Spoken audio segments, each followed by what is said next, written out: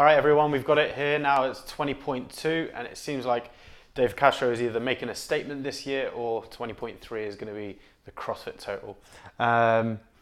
We have a 20-minute AMRAP, 4 dumbbell thrusters, 6 toes to bar, and then 24 double unders. This as a workout is as high turnover as it gets. It is more than manageable to go through one full round in less than 60 seconds, and you're going to be going through 3 different movements within that full minute. Okay, so you are going to be having very, very small touches upon each movement, but the duration and the total accumulative volume is where this is going to be a challenge for most people, and as well as that, just keeping consistent throughout the whole workout and maintaining focus for the full 20 minutes. So consistency, just like last week, this is about trying to make sure that you are working at a rate and a work rate that you can maintain throughout. You might be able to have a little bit of a kick at the end, but we want to make sure that we start out as we mean to go on for the rest of the workout. In terms of volume, there's no real challenges. We don't necessarily have anything that's going to be tripping up most CrossFitters that have these movements dialed in. We don't necessarily have, 100 double unders this year, excuse me, or we're not going through super high volume kipping work and grip based sort of fatigue here. The elite were going through 40 seconds per round. Okay, so on the ladies in Canada and the guys over in Australia, they were going through that workout. It was roughly around 40 seconds per round, and they were keeping that consistent. Okay, so I think the two, Caroline and then also Matt, who ended up actually winning those 2 head-to-heads, they were holding 40 seconds throughout the whole workout. I didn't watch and count every round, but I went middle, beginning and end, and I looked at what they were going through, and it just seemed very, very monotonous and exactly the same routine and setup and how they're picking up their rope and putting it down. Everything was consistent. Everything was just maintained throughout that whole workout.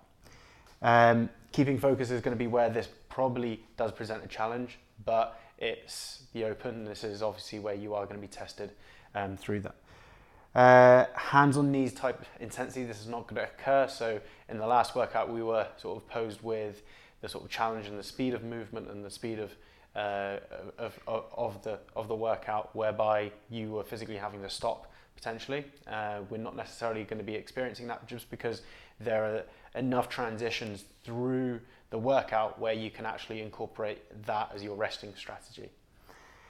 So in terms of the movements, the thrusters should be unbroken. Okay, if you're not strong enough to go through the workout maintaining those thrusters to be unbroken, then you obviously have to break that down, and you obviously have to make sure that just stays consistent. And through that movement, what you want is always the majority of the power and the majority of the strength coming from the legs, and then that press out or that lockout at the top, just to be moving into it and not necessarily having it to be grindy or for that press out to be super slow.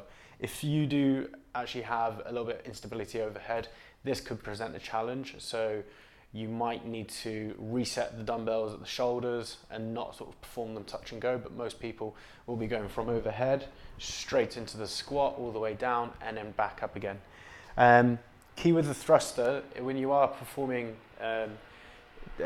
dumbbell thrusters, if you start to lower the dumbbells down, okay, and you are also start to descend in your squat, so as you're halfway through the dumbbell actually hasn't touched your shoulder yet, then that is likely going to trip you up a little bit more than it would with a barbell. With a barbell, you can sort of get away with it, but with the dumbbell, just because you have that unilateral element, you're probably going to get pinned into that squat a little bit more. So just make sure you have the sequence down. So we don't want to be going overhead, and then from here we always want the cue to sit into the squat to be those dumbbells coming back down into the shoulders. The toes to bar and the double unders, it's going to be more based on the individual, okay? Whether you have those skills down, especially in this sort of 20-minute format. This is obviously going to present quite a bit of a challenge for some people who are still coming up with these skills and still developing them.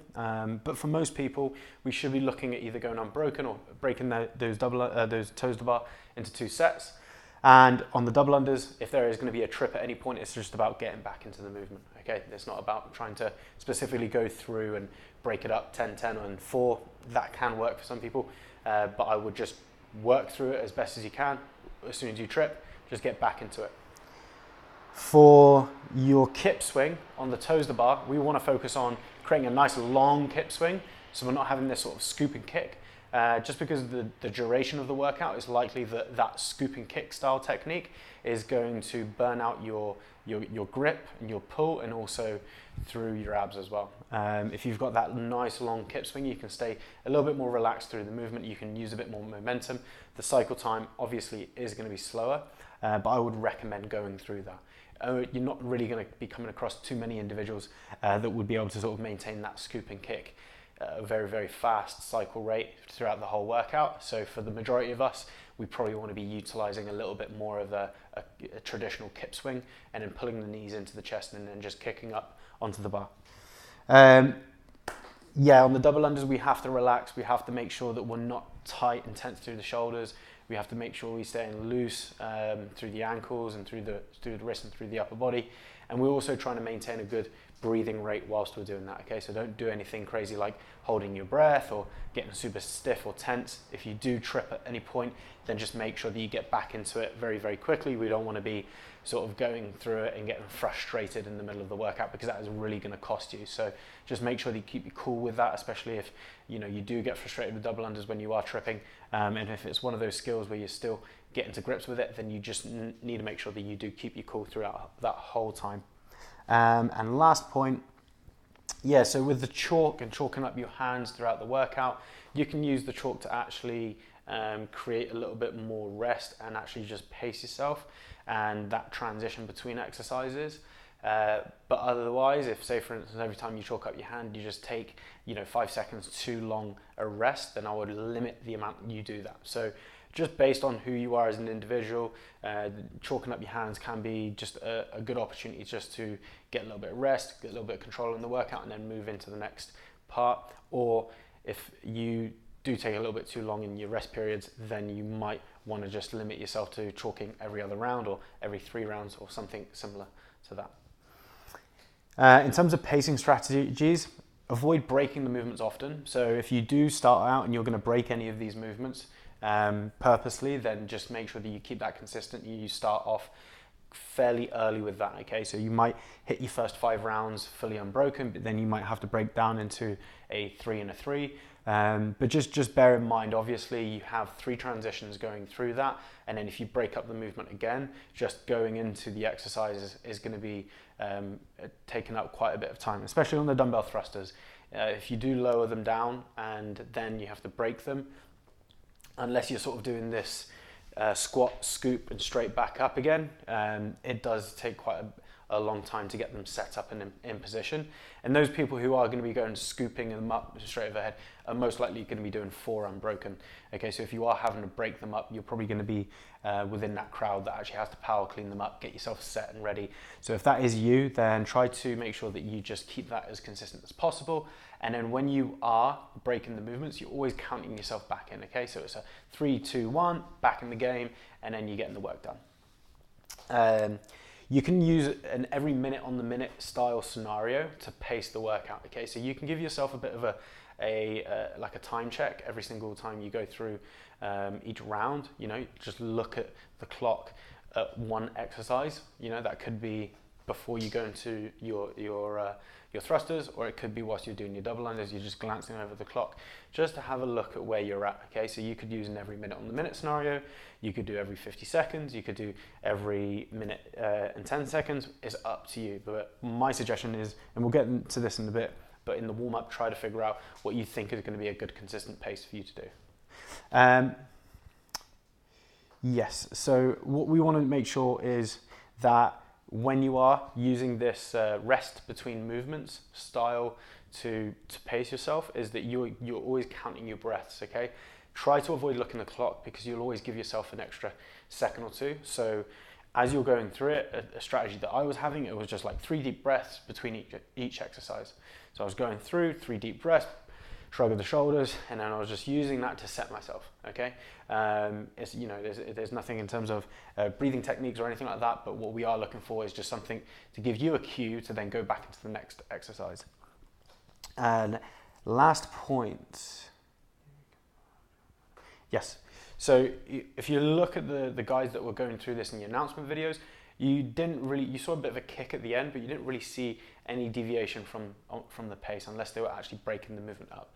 So the deviation from the paces and keeping those paces consistent are most likely to come from, in rounds 1 to 5, you might be going unbroken. Rounds 5 to 15, you might be going with a 3-3 scenario on the toes to the bar, and then it might break down a little bit more. But in general, you want the same pace from the start all the way to the end, and you want to make sure that you dial that in your warm-up and you figure out, okay, well, what is that pace going to be? And then at the end, you might have a bit of room for about 2 minutes just to kick. And what I mean by kick is not trying to perform the movements as fast as you can. It's probably just taking that 3 breaths that you take between exercises and just going straight to the exercise. And then also maybe just no chalk in the hands and all these little cues that you have to go into the next exercise or anything like that. You just get rid of those, okay? So what we're looking for in that kick at the end is just moving very swiftly from exercise to exercise, and then just making sure that you keep that nice and executed. However, if you are breaking the movements up at that point, I wouldn't recommend doing that just because you're likely to push yourself into too much fatigue, and you could have that last minute of the workout just being you trying to survive and do single reps and toes to the bar and things like that. So if you are in a situation where you are breaking the movements up and you want to have a bit of a kick at the end, save it for the last 60 seconds. Otherwise, try and do it for the last 2 minutes, okay? In terms of other notes, try and have a good judge. There's a lot of double unders going through this, and just be aware as well, when you do trip on the rope, they are going to count back 1. So they might say 24, okay? And you might trip on that 24th double under, and then you might have to do it again. And just be aware of that. Just play the judge, okay? Make sure you have a good judge you communicate well with. Either they can count out for you 10, 10, 24, something along those lines, or they just can count out 10 for you. But I would recommend just agree with your judge how you want them to count to you before you get into it, so the double unders doesn't become sort of this stressful affair. Okay, we want to keep it nice and relaxed, and we don't necessarily want the judge counting it in a way that you don't like, or a way that distracts you from actually you focusing on your performance. Okay, use grips if you need them. I don't actually think that the sort of the amount of reps you're going through on the toes to bar, if your hands are fairly used to this type of stuff, I don't think you're actually going to potentially rip too soon.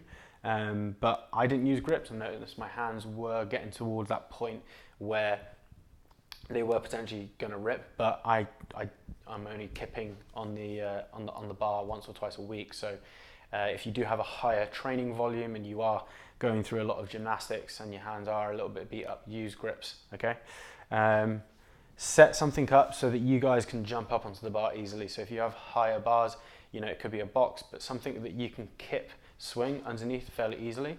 If you can, use a lower bar. Try to make sure that you are using a bar that has good grips. If you use grips, don't tape up the bar, like all of the usual stuff, okay? But the grip shouldn't really be presenting too much of a challenge for those people that are comfortable with toes to the bar. However, if you do need to make those adjustments, then go through that. And then as well as that, you can spread yourself out. So if you are going to be setting up, and if you do want to take a little bit longer in your rest and your transitions, you can just set things away so that it is literally just a walk and 3 breaths to the next exercise, and you can just sort of be working, in a straight line or in a triangle, whatever you have. Obviously, if you're going to be doing this at a community event, then you just go with what you're told to do, okay? In terms of warm-ups,